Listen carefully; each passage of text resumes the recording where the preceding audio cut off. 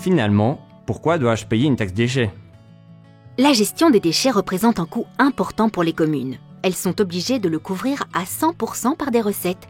C'est ce que l'on appelle le principe du coût-vérité qui détermine les montants de la taxe déchets. En réalité, votre taxe déchets se compose d'une partie forfaitaire et d'une partie variable. La partie forfaitaire varie selon la composition du ménage et couvre les coûts, frais de carburant et de maintenance du passage des camions de collecte, l'enlèvement et le traitement d'une quantité minimale de déchets et l'accès au Reciparc. La partie variable est proportionnelle à votre propre production de déchets. Vous le voyez, Laurent, la gestion des déchets est un service public rendu à l'ensemble des habitants de votre commune. Et comme pour les services de police ou d'incendie, l'enseignement ou encore l'entretien de l'espace public, il est financé en partie grâce aux taxes que nous payons tous. Je ne comprends pas bien ce que couvre exactement cette taxe déchets. Eh bien Mathilde, cette taxe couvre le ramassage de plusieurs types de déchets en porte-à-porte, ordures ménagères, organiques et papier-carton, la gestion des points d'apport volontaires dans certaines communes, l'accès au Reciparc, mais aussi l'acheminement et le traitement de tous ces déchets dans les centres de valorisation dédiés à chaque flux.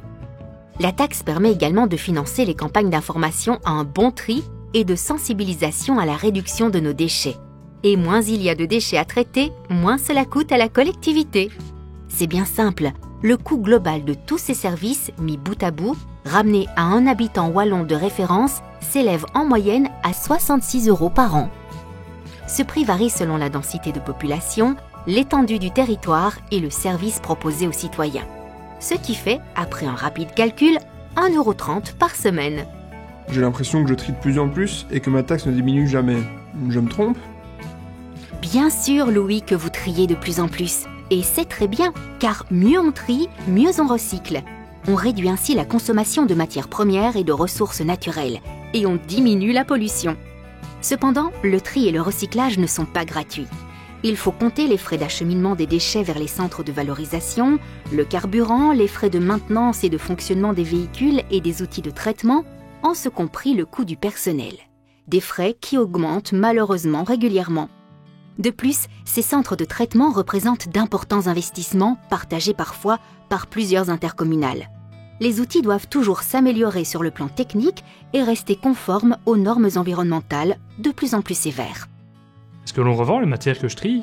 Oui, mais en partie seulement. Et pour être honnête avec vous, ce n'est pas très rentable ni très stable.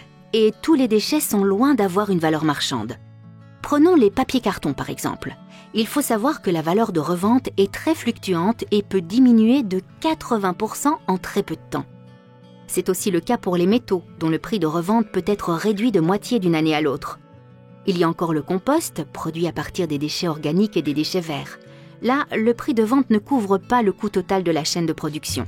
Mais c'est un amendement des sols si utile pour nos agriculteurs et notre environnement que le jeu en vaut largement la chandelle. En résumé, le coût global du traitement des déchets, de la collecte au centre de valorisation, ne sera jamais couvert par les ventes des quelques matières qui rapportent.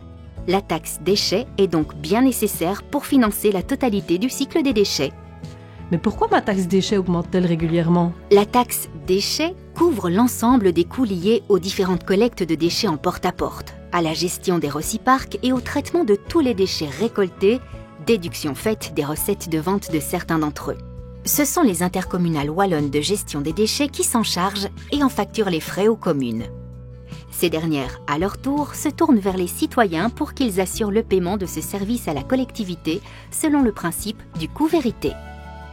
Mais la taxe réclamée par votre commune augmente régulièrement en fonction de plusieurs facteurs. Tout d'abord, pour gérer les déchets, il faut de l'énergie, dont les coûts flambent. Ensuite, il faut du carburant pour le transport.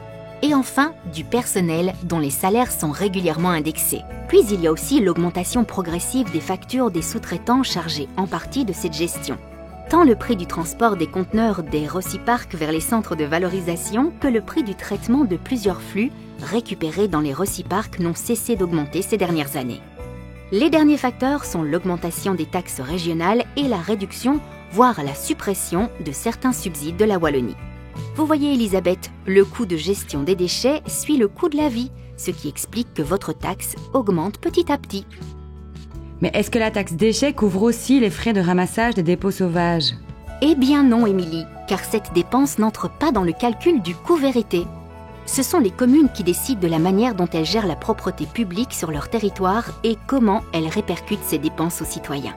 Il est vrai que ces dépôts représentent un coût important pour la collectivité. Ils sont bien entendu interdits et les contrevenants punissables. Quand les auteurs sont identifiés, les frais de ramassage et de traitement des dépôts illicites de déchets leur sont répercutés. Quand cela n'est pas possible, le coût reste à la charge de la commune. Certaines communes englobent le ramassage et le traitement des dépôts sauvages dans une taxe salubrité publique, d'autres dans leur budget général. Dans un cas comme dans l'autre, c'est l'ensemble de la population qui en assume le coût.